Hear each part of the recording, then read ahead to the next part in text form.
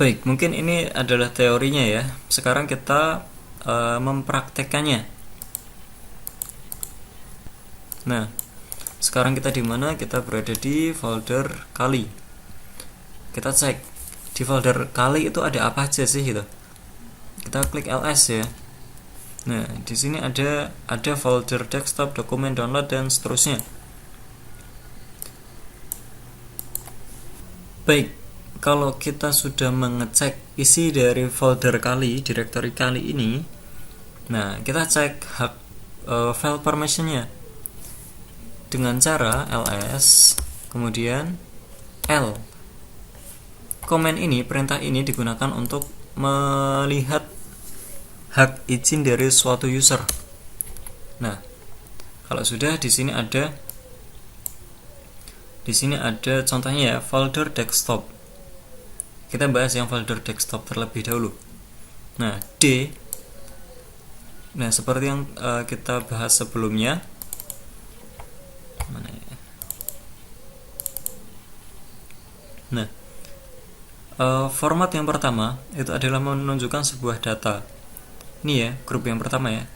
Bit yang pertama. Ini ada 10 bit. Sini sampai sini tuh ada 10. Nah, yang pertama ini D, berarti dia menunjukkan adalah desktop ini adalah sebuah file directory, ditandai dengan huruf D. Nah, kalau strip di awal ini menunjukkan bahwa Umar ini adalah file, ini adalah sebuah file, bukan directory ya, ditandai dengan huruf strip di awal. Nah, kalau strip yang di tengah ini dia bukan menandai file, tapi dia menandai bahwa dia tidak mendapatkan izin atau tidak mendapatkan akses. Baik, kita kembali ke pembahasan yang desktop ini ya. Setelah kita dideskripsikan bahwa dia adalah file directory, di sini ada grup yang pertama. Di grup yang pertama ini adalah owner atau user.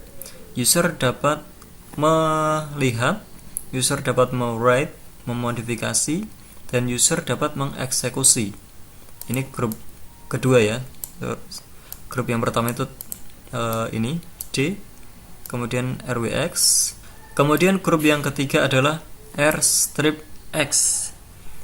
Jadi semua orang yang di dalam grup itu dapat melihat, tapi dia tidak dapat memodifikasi, namun mereka dapat mengeksekusi.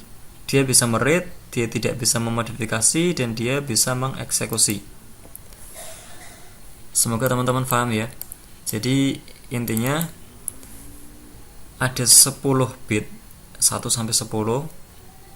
Ini add RWX, RWX, RWX. Nah, kalau misal stripnya di sini di angka ketiga, berarti owner tidak dapat memodifikasi.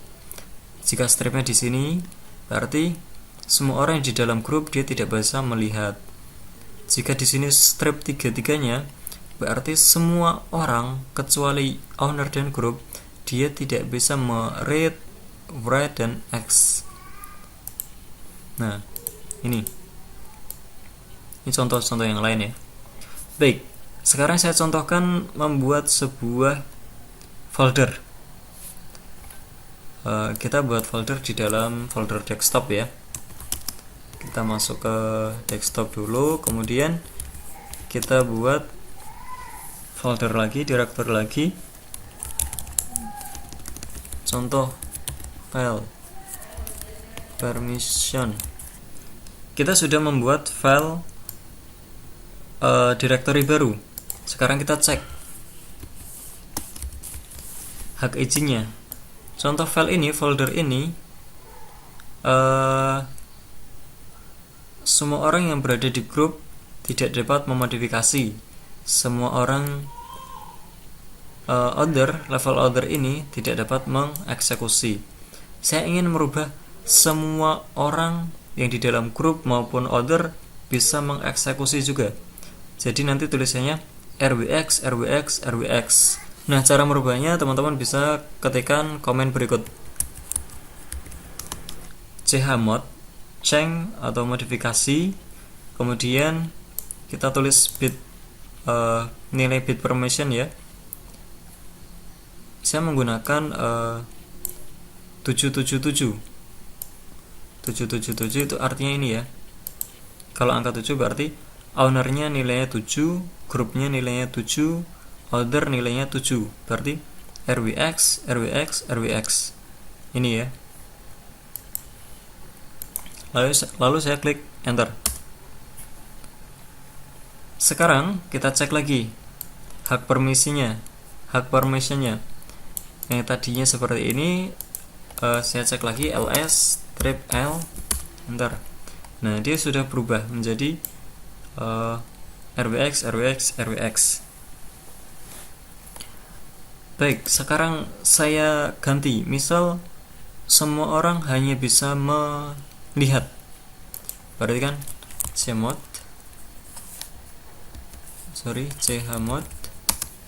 kalau hanya bisa melihat berarti read ini ya, berarti 444. Berarti usernya 4, kemudian grupnya 4, dan ordernya nilainya juga 4. Setelah kita klik perintah chmod, kemudian chmod ini ya, chmod, kemudian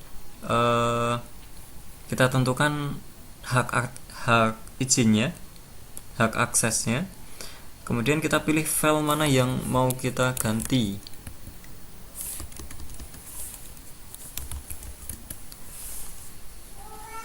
Kita deklarasikan file mana yang mau kita ganti hak izinnya. Setelah seperti ini, tinggal teman-teman klik enter. Nah, tadi kita rubah hak izinnya menjadi 77 RWX semua ya. Sekarang saya ganti 444. Kalau 444 berarti dia R strip strip strip strip R strip strip R strip strip. Nah, kita cek apakah dia benar bisa. ls strip l. Nah, ini contoh file permission. Dia berubah dari yang awalnya di RWX RWX RWX, dia berubah menjadi hanya bisa me-read, dan foldernya tiba-tiba menjadi digembok seperti ini ya. Apakah kita bisa buka? Kita masih bisa membuka. Kalau misal kita ganti lagi menjadi 000, kalau 000 berarti dia user, group, dan order itu tidak bisa melakukan read, write, dan execute ya. Execute, dia tidak bisa mendapatkan ini. Baik, lalu kita klik enter. Nah, dari yang gembok tadi sekarang menjadi silang. Apakah bisa kita buka? Failed to open directory atau file permission. Error opening directory. Ini permission denied. Jadi perizinannya dilarang. Lalu kita cek lagi apakah benar. Kita cek hak izinnya lagi ya. Kita klik ls strip l, lalu klik enter. Nah, dia sudah menjadi strip semuanya. Kurang lebih itu teman-teman. Kenapa sih kita perlu belajar tentang file permission ini? Intinya agar kita bisa mengatur siapa aja sih yang bisa mengotak-atik file kita. Nggak biar ketika ada orang yang menggunakan komputer kita, sembarang orang tidak bisa merubah, sembarang orang tidak bisa melihat, dan sembarang orang tidak bisa memakai atau mengeksekusinya. Jadi paham ya teman-teman, bisa mengendalikan komputernya masing-masing. Jadi lebih privasi lagi ya. Kapan sih hak permission itu penting digunakan? Intinya ini ada 4 poin ya. Home directories. Jadi tentang semua user home directory are important because you do not teman-teman bisa baca sendiri aja lah. Baik teman-teman, mungkin cukup sampai sini videonya saya akhiri. Apabila kurang jelas silahkan taruh di kolom komentar. Assalamualaikum warahmatullahi wabarakatuh.